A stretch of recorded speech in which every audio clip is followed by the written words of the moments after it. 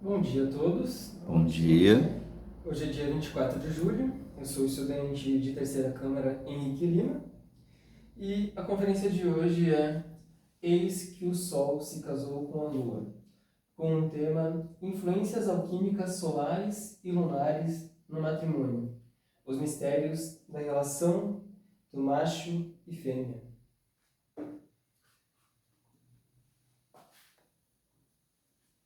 Um instante para observar o gráfico. A relação da humanidade com o Sol e a Lua remonta desde os tempos ancestrais. Este gráfico é a fotografia de um vaso pré-histórico japonês, encontrado no período Jomon. Até onde sabemos, todo objeto tem uma função e uma estética. Diversos vasos, nos mais variados povos da antiguidade, tinham as suas formas estéticas e as suas funções. Como no exemplo, nós temos aqui os vasos canópicos egípcios, que tinham a função de guardar e manter os órgãos extraídos dos faraós, das mumificações antigas, para preservar esse órgão, pois eles acreditavam que isso seria uma forma de preservar aqueles aspectos sagrados que habitavam dentro do corpo daquela figura que para eles representava como se fosse um deus na Terra. Pelo menos era nisso que eles acreditavam. Já os vasos gregos, eles serviam para contar histórias. Então ele tinha a sua função estética de contar alguma história. Mas o que o vaso japonês então buscava representar? O que a estética deste vaso japonês eles se inspiraram aonde para criar essas formas?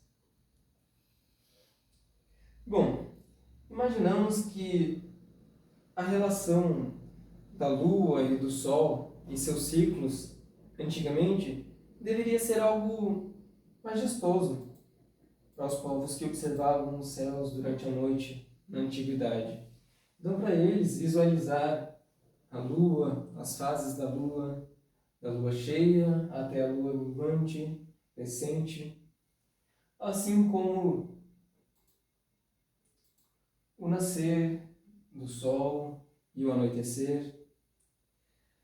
E essa observação deste ciclo, da Lua nascendo e depois do Sol, ela formava como se fosse uma linha que circulava. Com a imaginação criadora, essa linha se tornava uma serpente, que para eles seria uma serpente imortal, que morre e renasce logo em seguida. Para eles, o casamento do Sol com a Lua gerava a vida e propiciava a vida. Dessa serpente foram criados diversos símbolos. Um instante para observar o gráfico. Da serpente, para eles, na antiguidade, ela tinha um grande significado. E ela era intrinsecamente relacionada a esse ciclo do dia e da noite. E para eles a relação da serpente como algo imortal, como um símbolo de longevidade, criou-se uma iconografia, criou-se um aspecto de adoração a essa representação. E, em especial, a representação da serpente como sexo. E desse ícone surgiram novos símbolos, como o Shinemawa, que seria essa forma aqui de corda, que era colocada em entradas de templos, em locais sagrados, usado para circular objetos que eram sagrados ou que tinham uma significância sagrada. E como nós podemos observar, ela surge justamente da relação das serpentes, inspirado nessa relação sexual das serpentes, para formar a corda. Então, inclusive em alguns templos, eles retratam até com olhos. Aqui vocês podem observar que tem a língua da serpente. Então, essa é uma representação realmente real, que ela vem dos povos antigos. Então eles trouxeram essa recordação para os tempos atuais e para aquela época eles tentavam buscar compreender o que era, por que essa importância, o que é essa relevância do Sol e da Lua dentro de nós. Essa relação do macho e a fêmea, no caso das serpentes, ela permeou o imaginário coletivo da humanidade por muitas eras e buscaram desvendar seus mistérios, assim como justamente essa representação da serpente como um símbolo de longevidade. Assim buscaram compreender onde habitava essas serpentes dentro de nós e onde estava o Sol e a Lua em nosso interior. Então, observamos aqui o gráfico, temos a representação da divindade Ugaidin. Essa divindade Ugaidin, ela é como se fosse uma mistura do aspecto humano com o aspecto dessa serpente. Para eles era como se fosse um símbolo de fertilidade, longevidade e prosperidade. E sempre representado tanto o aspecto feminino quanto o aspecto masculino. Justamente essa relação do macho e a fêmea. Um instante para observar o gráfico central.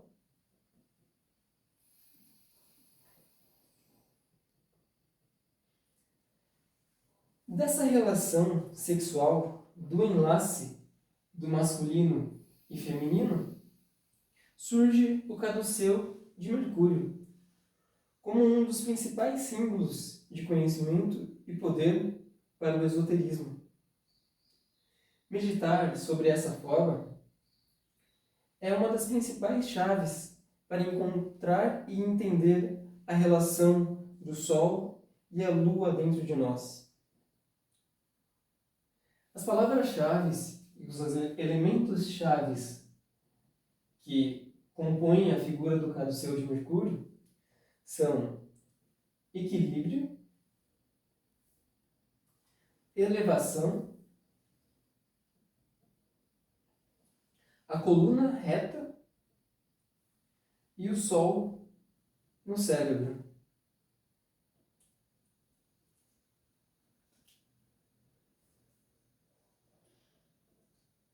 Vamos nos aprofundar um pouco mais.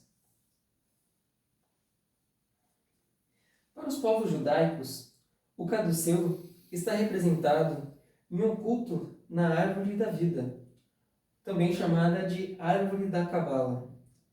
Para eles, a criação do homem em imagem e semelhança de Deus é feita pelas manifestações dos planos mais sutis até os planos mais densos, como a Terra. Então surge a criação nos planos mais sutis, como os céus, a luz, e vão se densificando até chegar na Terra. Para eles, o retorno ao Éden, o Éden era onde habitava o céu. Para eles, o retorno ao Éden só pode ser feito quando ambas as colunas entram em equilíbrio e ascendem, se elevando com o Sol e a Lua até a esfera mais ao topo. Então, aqui na árvore da vida, nós podemos observar que temos diversas esferas. Cada esfera representa um planeta. Mas hoje, nessa conferência, nós estamos focando na relação justamente do Sol e da Lua. Então, a coluna central, a coluna do meio, ela possui o planeta Terra, na camada mais abaixo, a Lua e o Sol. E após isso, nós temos uma esfera que está em oculta e depois os céus.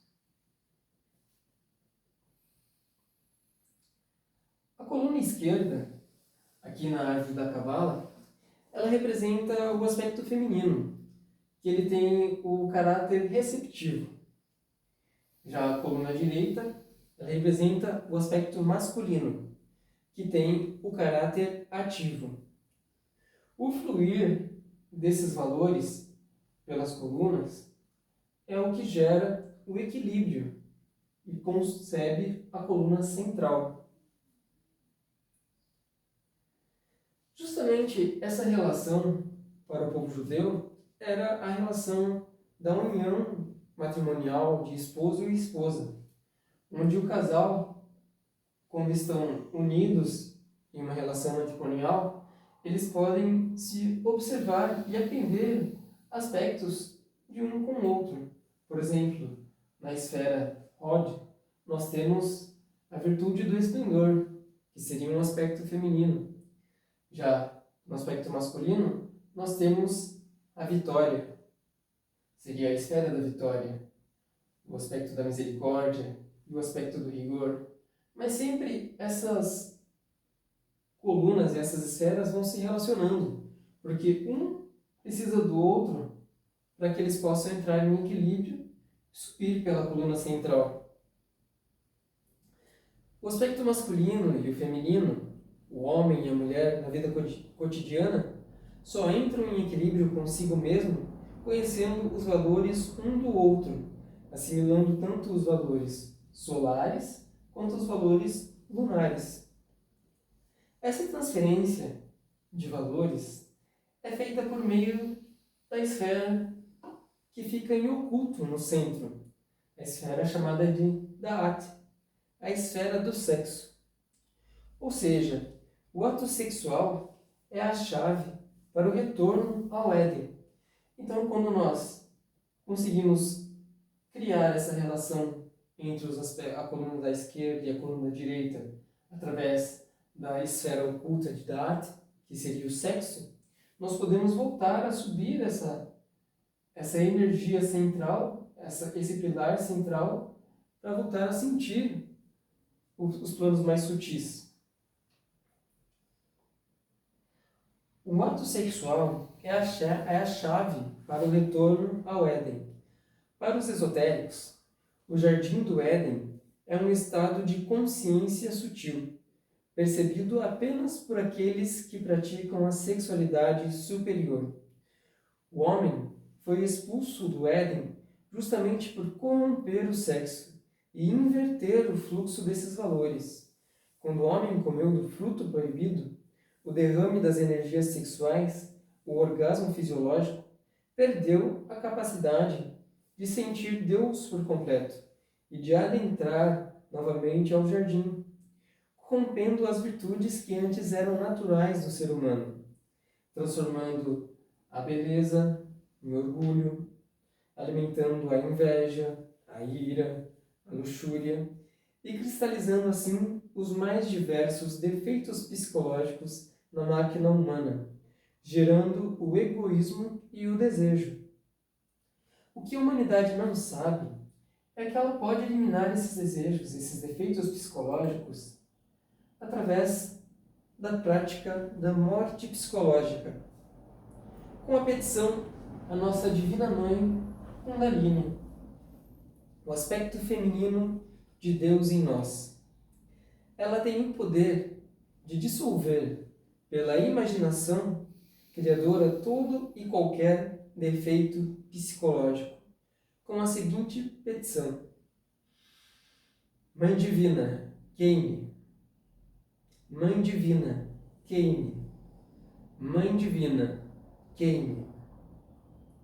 Essa prática de morte psicológica é um fator de evolução da consciência e deve ser entoado em silêncio, quantas vezes necessário, até que o pensamento egoísta perca a importância.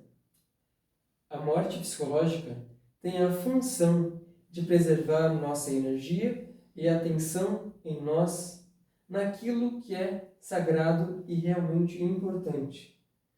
Nós devemos compreender esses defeitos psicológicos, esses desejos, compreender a origem desses defeitos, para que, com a petição à Mãe Divina, ela possa dissolver e desintegrar esses defeitos.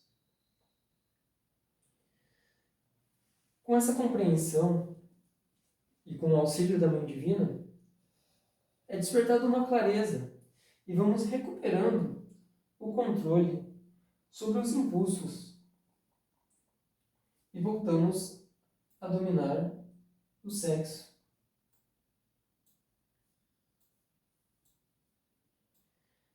A representação do sexo como serpente ela é muito comum nos povos, inclusive na própria origem cristã. É dito que o homem, Adão e Eva, foram expulsos do Éden por uma serpente. Justamente essa serpente seria a representação do sexo. Então eles foram expulsos desses planos sutis por conta do orgasmo fisiológico, onde criou-se a degeneração da humanidade. Então ela perverteu os valores de Cristo e para isso nós precisamos do auxílio da Mãe Divina, para recuperar esse controle. Porque a Mãe Divina em si é a própria energia sexual. Ela seria o pilar central da esfera da árvore da Cabala. Quando a humanidade derrama a energia sexual, ela inverte esses valores. Então, o fluxo que era um fluxo de ascensão, ele vira um fluxo de descenso. Então, ele vai descendo e se enrijecendo e atrofiando os sentidos da humanidade. Então, os planos mais sutis começam a se tornar invisíveis para os homens. Como vimos antes, o sexo é a chave para retornar a conexão com o divino. Um instante para observar o gráfico.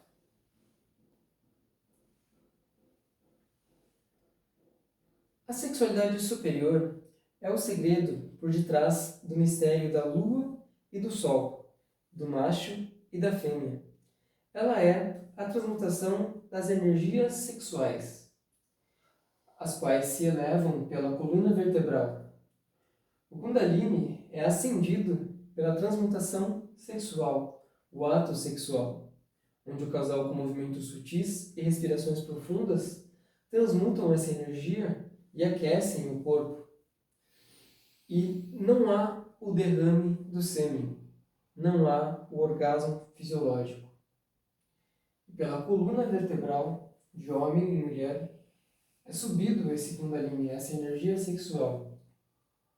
E assim desperta a consciência e começa a se revigorar e restabelecer os valores de Deus dentro do corpo físico, gestando o corpo espiritual, sendo essa a chave para a iluminação.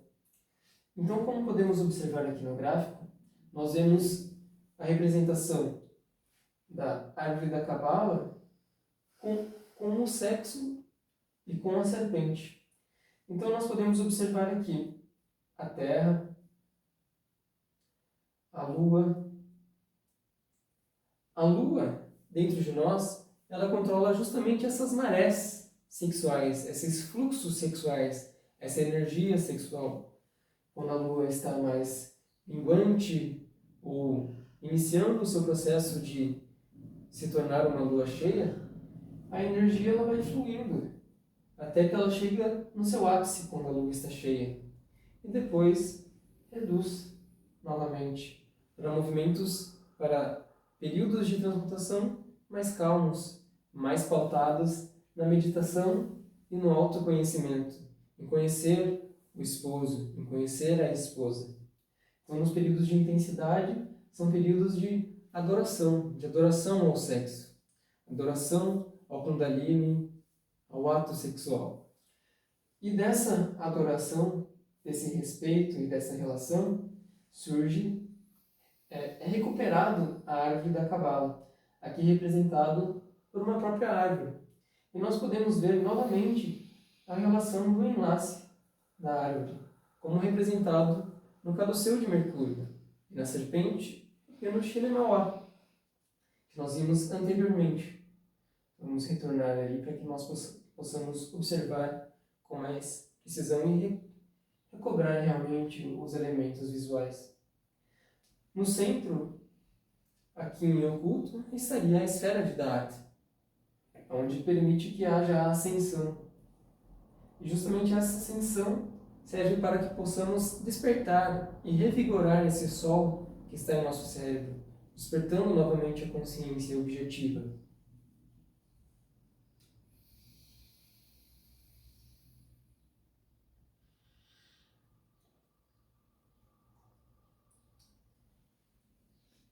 O sol, ele mantém a ordem e traz o crescimento e a luz, enquanto a lua, ela preserva e protege a criação e reflete a luz do sol, para que não haja escuridão à noite e revela o caminho.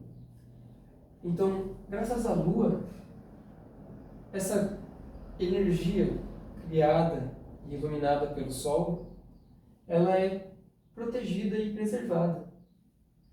E o sol, ele serve justamente para iluminar e fazer com que isso cresça ainda mais. E vá sempre em ascensão.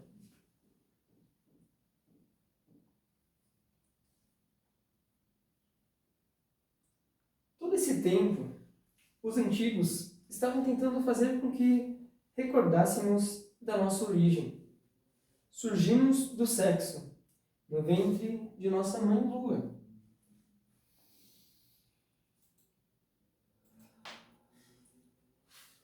E pela luz do sol, nós despertamos.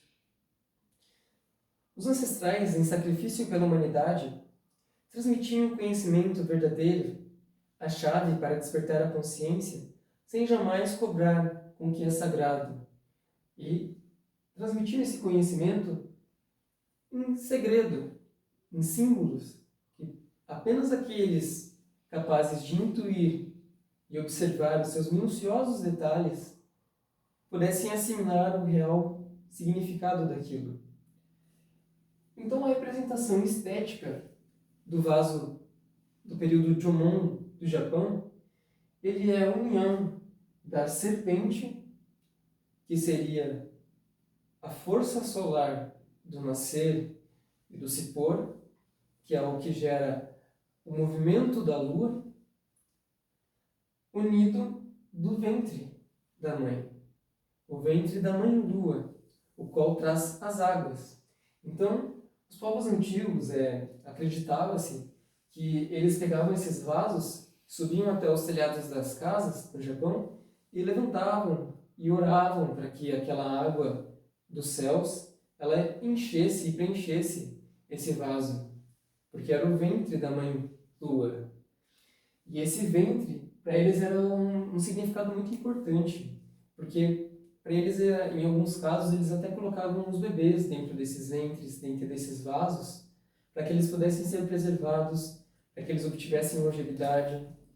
E também era utilizado como vasos sepulcrais, colocando os corpos já falecidos, porque eles acreditavam que isso poderia trazer a vida novamente.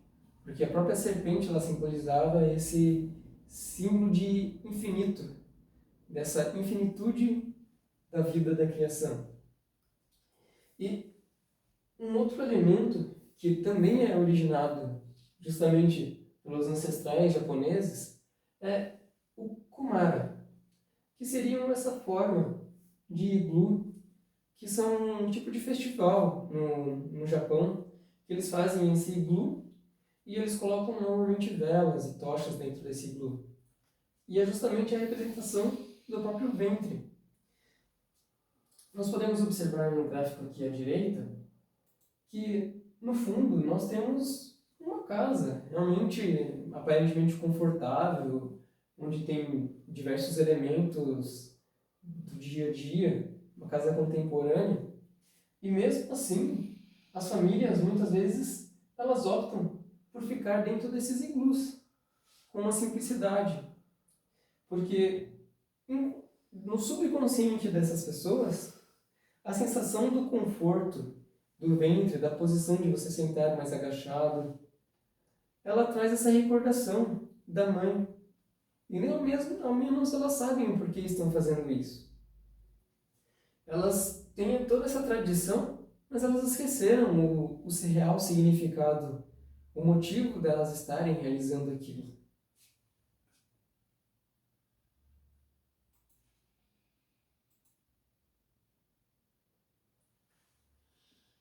Mas para recuperar esse entendimento dentro de nós, a natureza nos oferece a relação do Sol e a Lua, do macho e a fêmea, na própria natureza, a sagrada ayahuasca, que nos auxilia no trabalho psicológico e o retorno ao caminho sexual. Ela faz com que nós possamos recordar realmente sobre o Sol, a adoração ao Sol, a adoração à Lua, recordar a atenção a esses planos mais sutis e buscar realmente despertar essa consciência.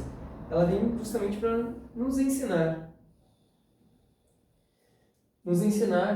a observar dentro de nós essa relação, esses mistérios.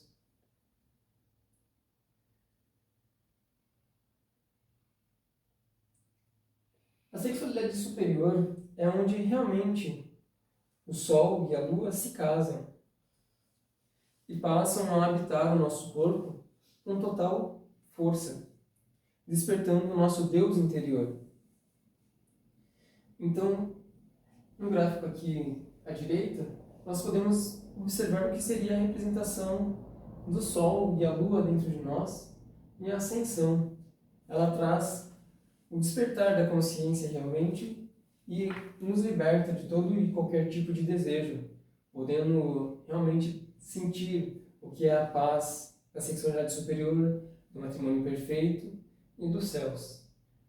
E para isso, nós, no momento de hoje, que ainda não estamos nesse estado psicológico de consciência, nós utilizamos a sagrada ayahuasca, que ela serve como um primeiro degrau para retomar esse caminho, retomar essa jornada.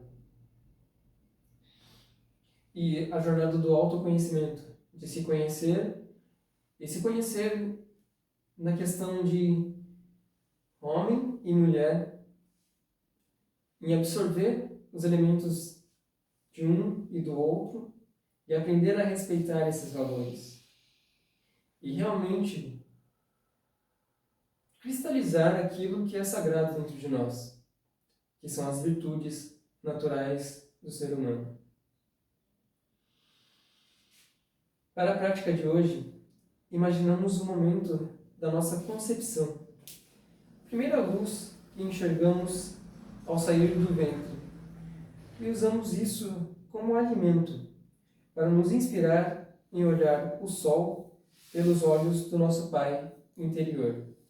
Então vamos imaginar, agora por um instante em respiração profunda, como seria o conforto, o calor, a sensação, a umidade do ventre da mãe, as águas do ventre da mãe, os sons dessa água fluindo pelo corpo. Imaginamos o sol penetrando pela barriga da mãe, pelo ventre da mãe, até o período que nós finalmente podemos sair e abrir os olhos e poder enxergar o nosso Pai, a nossa vida.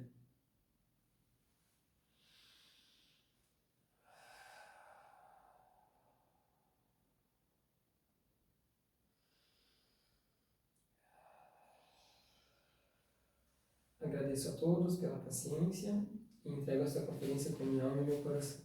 Que todo aplauso seja para nosso real ser, para nosso Deus interior, jamais para a personalidade.